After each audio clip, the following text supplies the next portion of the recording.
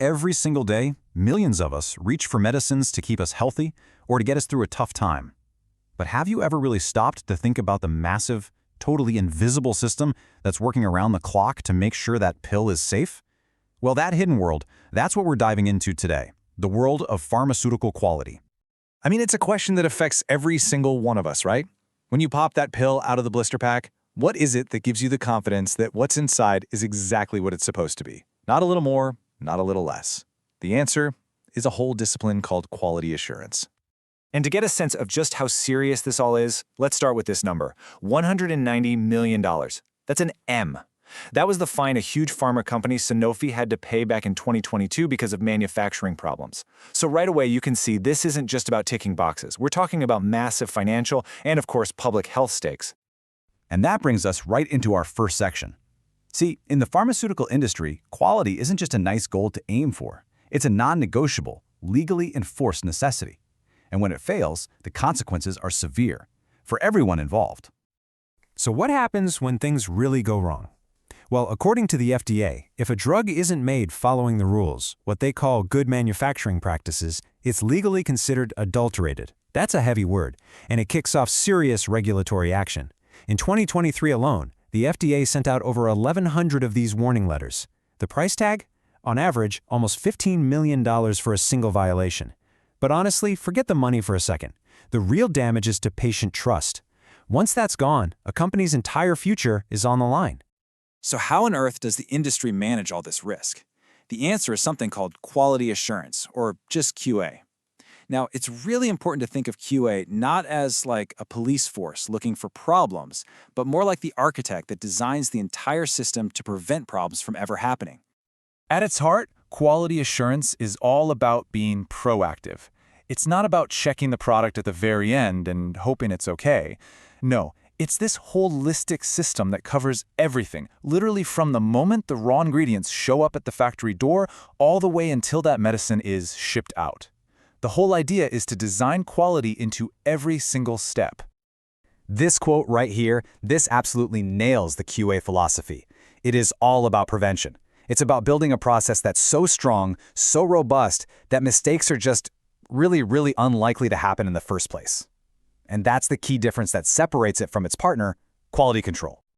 Okay, this table really clears things up, because you hear QA and QC thrown around together all the time, but they are not the same thing.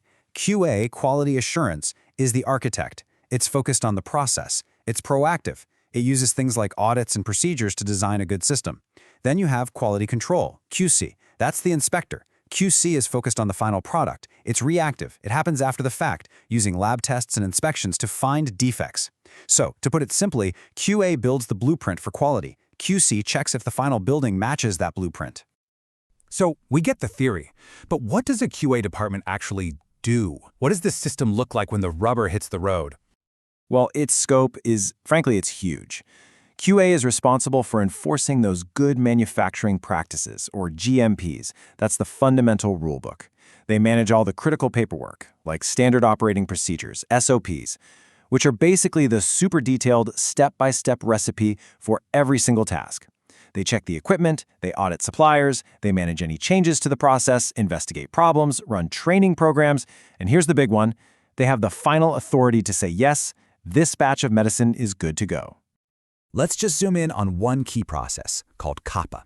It stands for Corrective and Preventive Action, and it's basically problem-solving on steroids. So when something goes wrong, a deviation, QA doesn't just slap a Band-Aid on it. First, they investigate.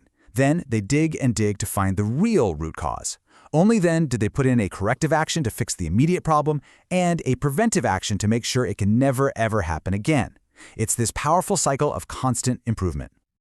But of course, the world of pharma never stands still. Just when you think you have a handle on the systems, brand new challenges pop up, which makes QA an incredibly dynamic field. QA professionals today are juggling some major hurdles. For one, regulations are constantly changing all over the world. Supply chains are insanely complex. Get this, over 70% of drug ingredients are sourced internationally. In our digital age, just making sure all the electronic records are secure and can't be tampered with is a huge job. And to top it all off, it's getting harder to find enough skilled people who can actually run these incredibly complex systems. So, with all that, where do things break down most often? This is really fascinating. Over half, 54%, of all compliance failures can be traced right back to human error. And this is exactly why having these robust, well-designed systems and constant training is so critical. The whole point of the system is to support people and catch those inevitable human mistakes before they can ever impact the product. So how is this field of vigilance evolving?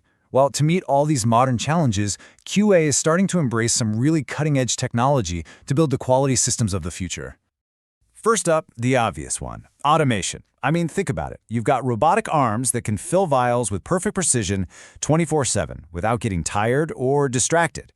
When you automate repetitive tasks, you dramatically reduce that risk of human error, and you guarantee consistency. Then you've got artificial intelligence. And this is where things get really cool. Imagine an AI algorithm that's monitoring thousands of data points from inside a manufacturing tank. It could spot a tiny temperature fluctuation that a person might miss and flag it as a potential problem hours before it actually becomes one. That's predictive quality.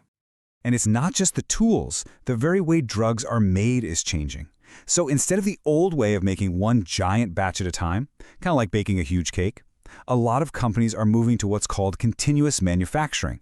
It's more like an assembly line with a constant, uninterrupted flow. This slashes variability and lets them check for quality in real time, not just at the end of the process. And remember that crazy global supply chain? To tackle that, companies are looking at blockchain. This tech creates a super secure, unchangeable digital log of a product's journey. It's a powerful weapon against counterfeit drugs because it means you can trace the medicine in your hand all the way back to its original, verified source.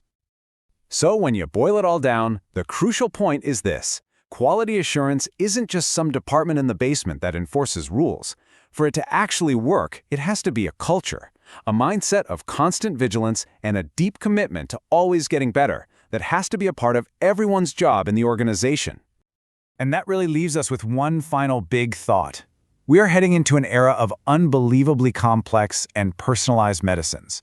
And the huge challenge ahead is making sure that our systems for assuring quality, these guardians of our health, can evolve and adapt fast enough to keep us all safe.